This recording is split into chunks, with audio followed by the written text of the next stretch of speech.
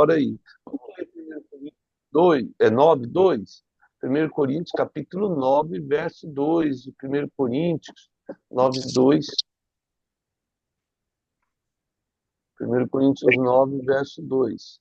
E aí ele diz: se não sou apóstolo para outros, certamente eu sou para vós outros, porque sois o selo do meu apostolado no Senhor. Ou seja, essa identificação do selo de Jesus na vida. Quando a gente vê as pragas do Egito, a última praga, Deus selou os umbrais com o sangue do Cordeiro para que a morte não passasse por ali. E também nós temos aí Apocalipse 10, verso 4. Vamos para Apocalipse capítulo 10, verso 4. Capítulo 10, verso 4. Logo que falaram de 7 trovões, eu ia escrever, mas ouvi uma voz do céu dizendo: guarda em segredo as coisas que os 7 trovões, ou seja, os 7 espíritos, falaram, e não as escreva. E isso a gente vai ver mais na frente, que durante a grande tribulação, é, Deus fala alguma coisa ali com João, mas ele não deveria escrever. Ainda tem coisas que a gente nem imagina que devem acontecer e estão por vir aí, relacionado a essa eternidade que nós vamos viver. Uma vez selado, guardado, fechado, lacrado, não pode ser aberto, a não ser para aquele que tem autoridade ou seu destinatário. Então, o selo era é, uma cera, né, que era derretida, que era toda vez que o rolo era dado uma volta, era selado, outra volta selo, outra volta selo, até ter 7 selos aí. Então, conforme nós formos abrindo o selo, a partir de agora para frente, nós vamos ver uma parte do rolo, depois tem que quebrar outro selo, porque tamanha era a necessidade de sigilo para esse rolo aí, para que ninguém pudesse saber. A saber, não nós, porque nós não temos acesso a esse rolo, mas as hostes que estão diante de Deus. Ali deve ter até a data da volta de Jesus, ali tem tudo nesse rolo aí, porque eu acredito que esse rolo em especial, né, esse livro em especial, é o livro da humanidade aí, da história, da eternidade da humanidade, desde antes de Gênesis a depois de Apocalipse. Ele deve ter tudo ali, até depois de Apocalipse. É verdade. Então vamos lá. Os 7 selos que aparecem lá, ainda no verso 1, selado com 7 selos aí. Gênesis 1:1. Vamos lá para Gênesis 1:1. E aí a origem de tudo. No princípio criou Deus os céus e a terra. Então tudo foi criado por Deus aí. E nesse momento aí, olha só, a terra, porém, estava sem forma e vazia, havia trevas sobre a face do abismo, e o Espírito de Deus parava por sobre as águas. Então, essa é a ideia aí, né, de estar selado, e aí esses 7 selos, desde a origem lá até no final. Mas Apocalipse capítulo 10, voltando lá, Apocalipse 10, o verso 3, antes de chegar no 4, podia até ter lido. Apocalipse 10, 3, vamos lá. Ó, ele diz assim: e bradou em grande voz como ruge um leão. E quando bradou, desferiram 7 trovões e as suas próprias vozes. Né? A, a, Parece que tem uma mudança de tonalidade, aí, mudança de voz aí, quando Deus fala, né? Os trovões aí, a fala de Deus. É algo que a gente não tem essa percepção, mas vai ter em breve. Depois a gente vai falar um pouquinho mais sobre isso aí, tem bastante coisa para falar sobre ele. Voltando a Apocalipse 5:2, agora o verso 2 aí. Então, João vê o livro, aí o verso 2 surge um problema. Vi também um anjo forte e proclamava com grande voz: quem é digno de abrir o livro e lhe desatar os selos? Aí um anjo faz uma pergunta no meio de milhares e milhares de anjos, diante dos 24 anciãos, diante dos quatro seres viventes. Então, pensa que ali no céu tem querubim, tem arcanjo, tem anjo, tem lá os 24 anciãos, tem ali os seres viventes, tudo. O céu está lotado, e aí um anjo faz essa pergunta. E quem pode abrir aí? Hebreus 1, verso 14. Vamos para Hebreus 1, verso 14. Hebreus 1, verso 14. Hebreus 1, 14. Vamos lá. Não são todos eles espíritos ministradores enviados para servir a favor dos que hão de herdar a salvação? Falando sobre os anjos, né? Todos os anjos são ministradores, ou seja, enviados a serviço ao nosso favor. Então a gente já viu que querubim ele tem quatro rostos e tem o rosto de homem, que é a imagem e a semelhança de Deus. A imagem, né, a semelhança somos nós, porque nós temos essa trindade, corpo, alma e espírito. Um anjo é dicotomista, ou seja, ele só tem alma e espírito. O corpo dele é imaterial, é diferente. Então, ele tem aí esses anjos que servem aí, são anjos ministradores. Colossenses 1,16, vamos lá para Colossenses 1,16. Esse anjo. E é interessante que Colossenses 1,16, ele fala que ele dá uma característica para esse anjo, ó, pois neles foram criadas todas as coisas no céu e sobre a terra, as visíveis e as invisíveis, e sejam tronos, sejam soberanias, quer principados, quer potestades.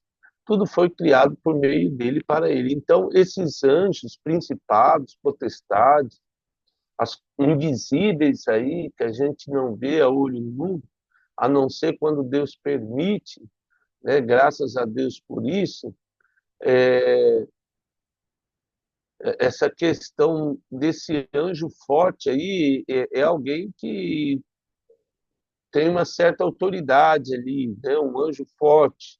Eu não sei se ele. A palavra forte aqui quer dizer robustez mesmo, mas é alguém que causa impacto.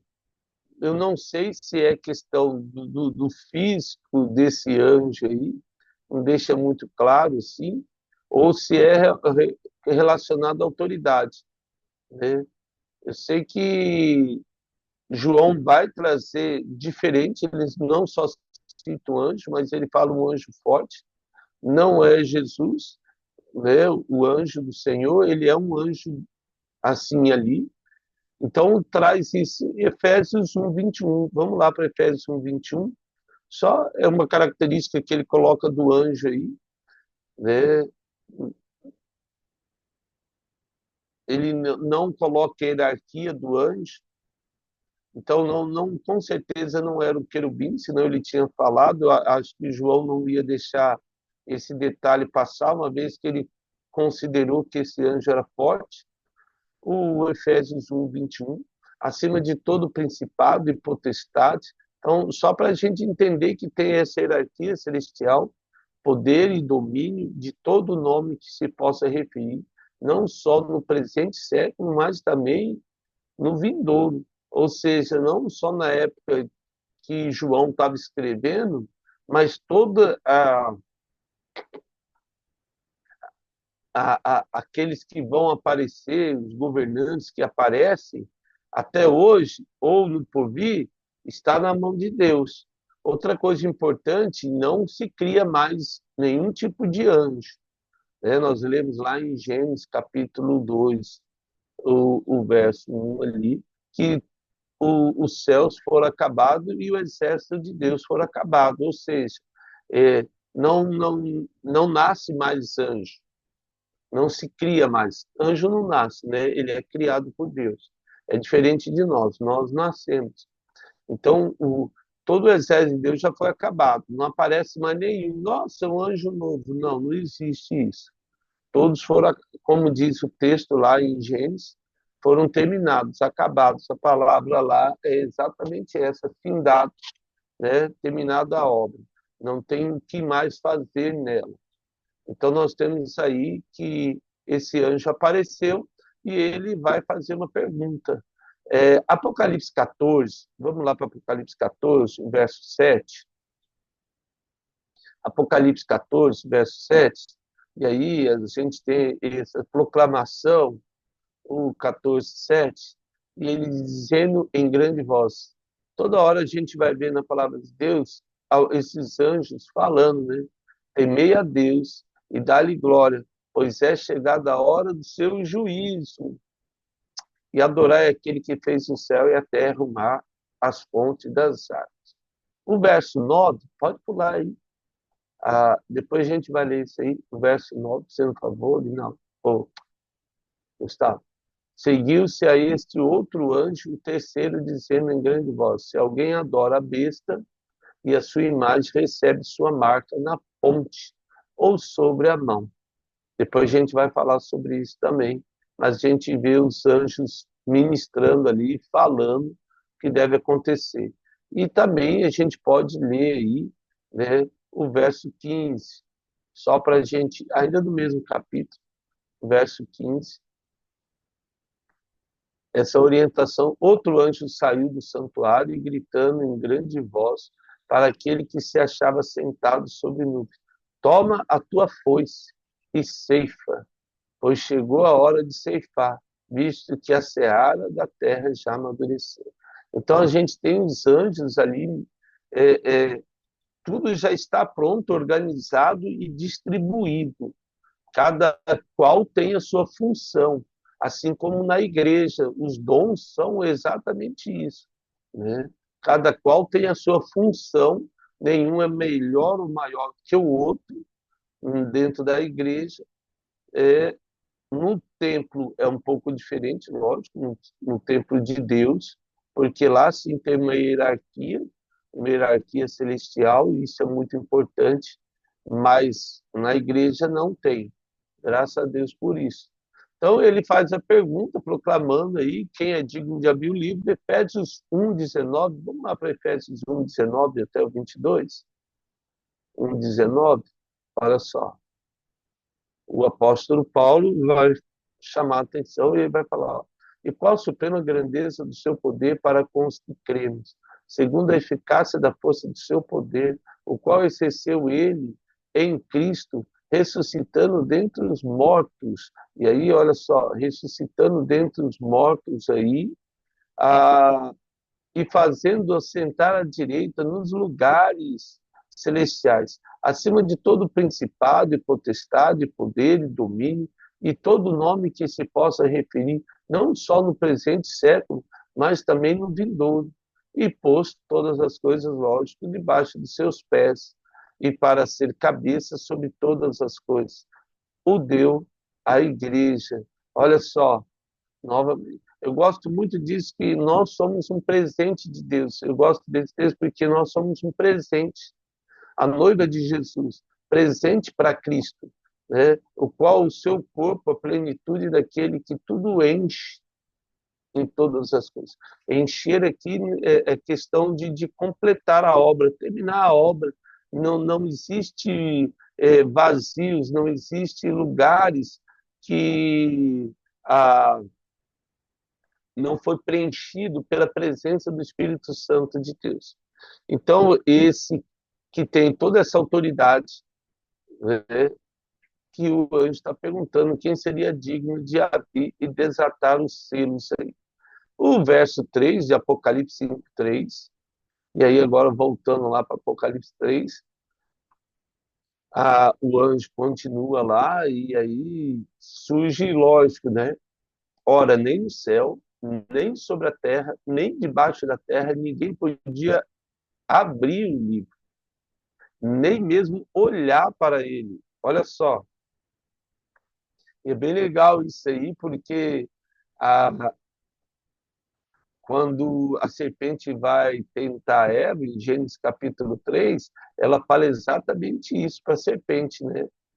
A serpente fala: Você não quer comer do fruto do bem e do mal? Ela falou: Não, porque eu não posso comer e nem olhar para ela, né? Esse aí foi uma fala dela, não tinha no roteiro lá, no script lá. Porque em Gênesis 2, Deus só fala para não comer. Podia até botar fogo na árvore, isso não tinha nenhuma orientação quanto destruir a árvore. Mas, né, a, nem olhar aí. Então vamos lá. Salmo 139, verso 7. Vamos lá para Salmo 139. No céu ali, Paulo vai dizer, né, nem a altura, nem a profundidade, nem principado, nem potestade, quem poderá nos separar do amor de Deus? O verso 7 diz, Salmos 139, para onde me ausentarei do teu espírito? O salmista vai perguntar, para onde fugirei da tua face? Se subo no céu, lá está. Se faço minha cama no mais profundo abismo, lá está também. Se toma as asas da alvorada e me detém nos confins dos mares, né? Ah, nos mares, ainda lá me haverá de te guiar a tua mão e a tua destra me sustentará, né? Ah, se eu digo as trevas com efeito me encobrirão, a luz ao redor de mim se fará noite. Até as próprias trevas não serão escuras, e as trevas e a luz são a mesma coisa. Para nós tem diferença, mas para Deus, a grandeza dele, ele não percebe essa diferença, porque ele é a luz, ele é a vida, ele irradia, né? Pois tu formaste o meu interior, e aí Davi, o salmista, vai, né? Ele vai continuando aí. E é legal nesse um salmo que mostra aí, não tem como, né? Efésios 1:3, vamos lá para Efésios 1:3, né? Não importa o céu ou o inferno, as profundezas, Deus sabe tudo, né? Apesar de a gente entender que o inferno é a ausência de Deus, o fato dele não estar ali, ele sabe e vê o que acontece ali. É, olha o sofrimento de Deus, viver a eternidade, sabendo e vendo, porque Deus tudo vê. Eu fico sempre imaginando, vamos imaginar Adão. Adão, ele viveu mais de 900 anos. Então, assim, ele viu os filhos dos filhos dos filhos dos filhos e várias gerações, né? Ah, então, o que vai acontecer? Todo o sofrimento da descendência de Adão até 900 e poucos anos, então, pelos cálculos lá, chega até Matusalém.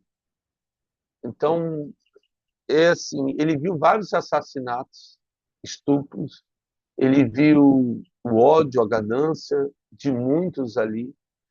Imagine ele sabendo que ele viveu no paraíso e ele via todo esse sofrimento. Agora imagine Deus que criou eu e você e ele vê o sofrimento daqueles que ele ama, que ele amou, porque Deus amou todos, sem exceção, no inferno. É assim, é muito doloroso, não é algo assim. Às vezes até o cristão às vezes tem uma fala muito pesada, muito dura, como se o inferno fosse algo para qualquer pessoa. E a gente sabe que não é. Se o próprio Deus não vê, é, apesar dele falar e citar, porque é uma coisa que, infelizmente, tem que acontecer, mas não é do agrado de Deus. Nós já lemos vários textos que falam sobre isso.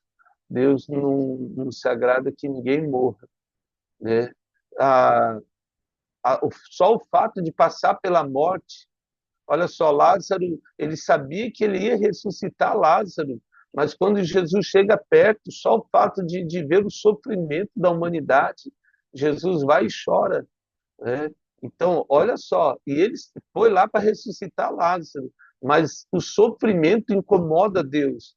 Agora imagine como não deveria nos incomodar como cristão, né?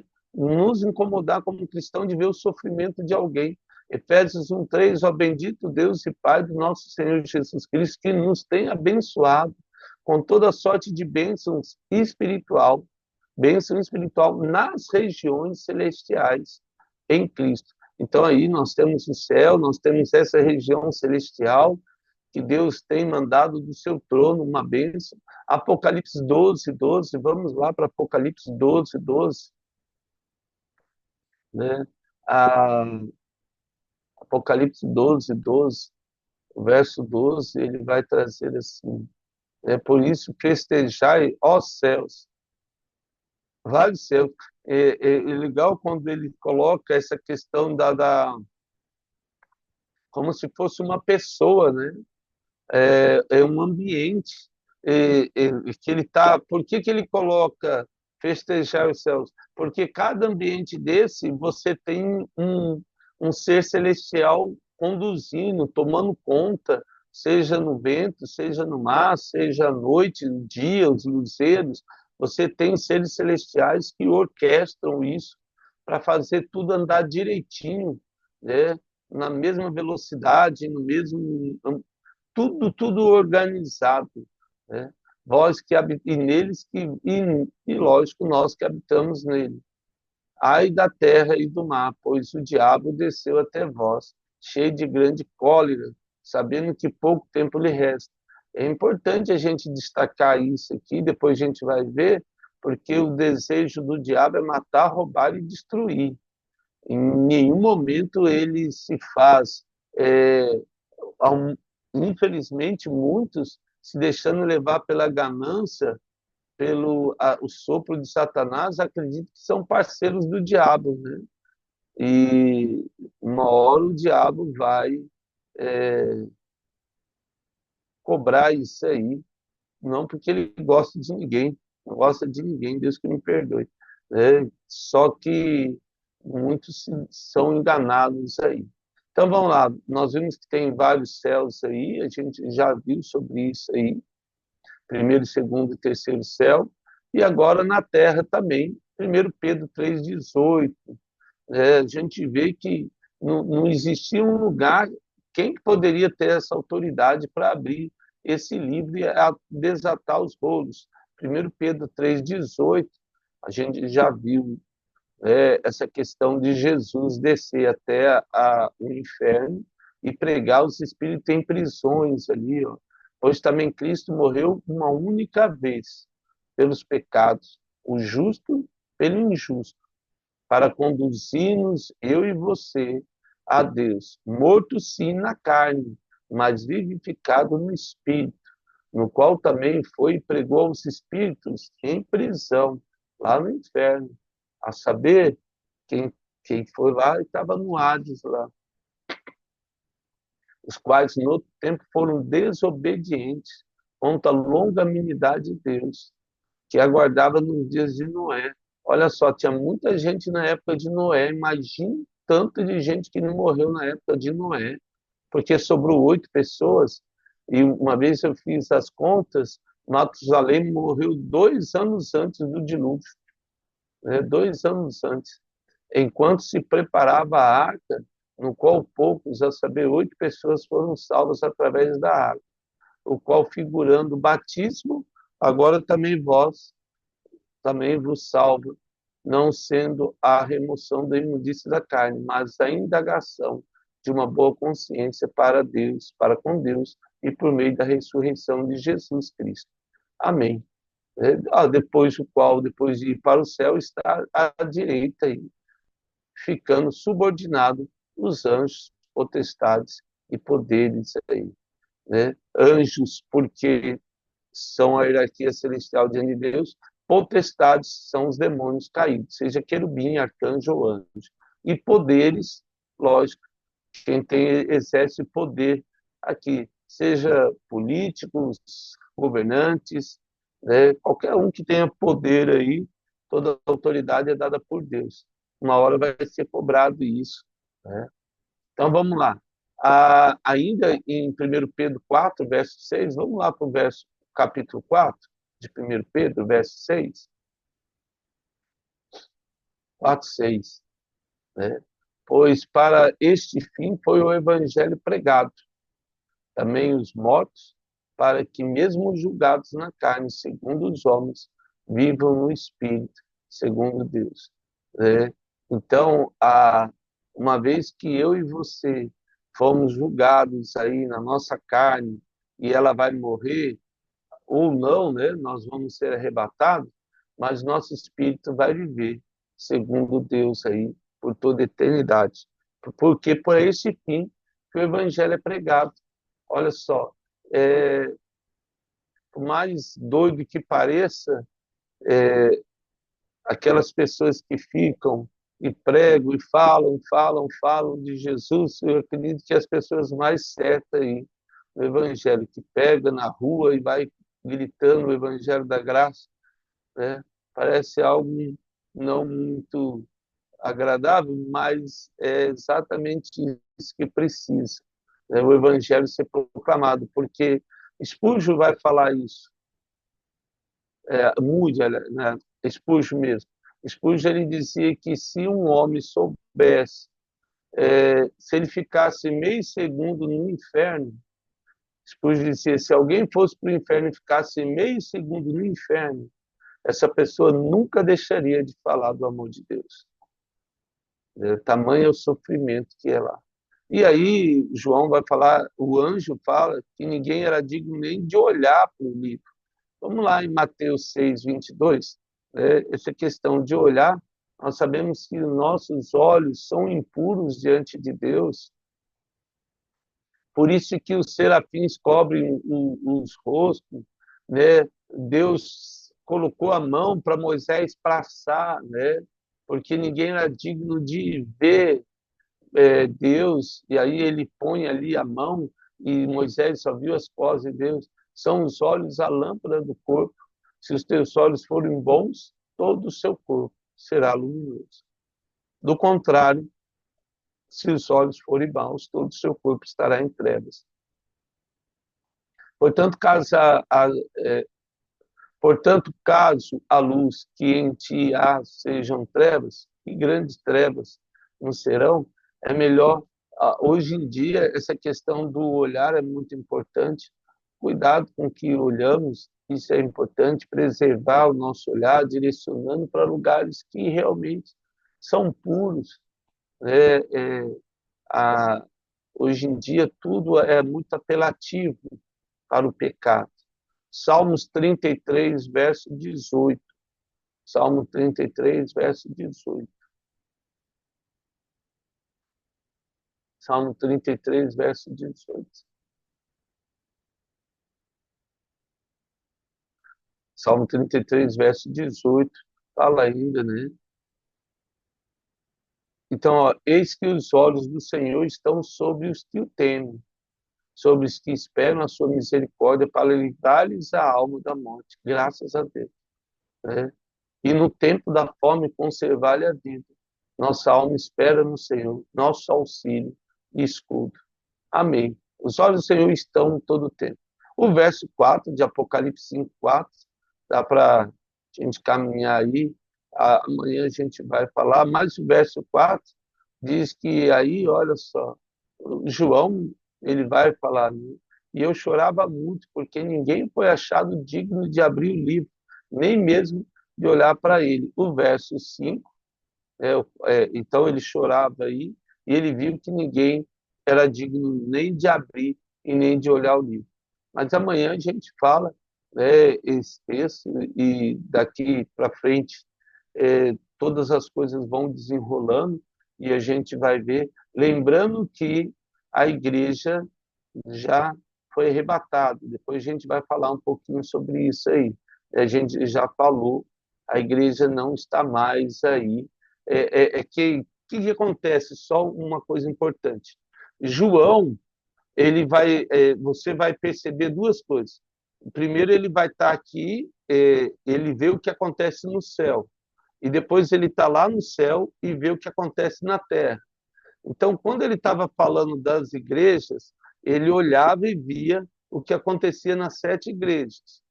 Aí agora é como se ele vê aqui por baixo e vê o que está acontecendo lá no céu, no trono, e vê tudo. E lá também, né? Ele está indo e voltando, assim. Ele vendo tudo, né? No céu e na terra, no céu e na terra. Isso é bem legal. Mas que Deus nos abençoe aí. Graças a Deus, nós sabemos quem é digno de abrir o livro, quem é digno de trazer a verdade sobre nossas vidas. Que Deus nos ajude a levar essa verdade à vida das pessoas, porque Jesus está voltando e o inferno, com certeza, não é morada de ninguém, de ninguém, de ninguém. Né? A não ser aquele que criou, que é Satanás, que fique lá. Né? E isso, Deus que trate com ele, também não é problema nosso. Né? Porque, como diz, é um inimigo de Deus a ser vencido aí, a morte, Satanás e os demônios dele. Ó Pai, eu quero agradecer por esse dia, porque o Teu Espírito Santo, ó Deus, conduz e direciona a nossa mente. Há tantas coisas, ó Deus, que a Tua verdade precisa ser revelada a nós, revele-se a nós, ó Deus, todos os dias, para que possamos proclamar o Teu Evangelho. Não permite que nenhuma vida que passe por nós, ó Deus, siga o caminho das trevas, mas que sejamos luz, luz e sal. Desperta o nosso coração a ser luz. É que eu lhe imploro em nome de Jesus. Amém. Amados, que Deus abençoe. Obrigado pela honra de estarmos juntos nesse dia.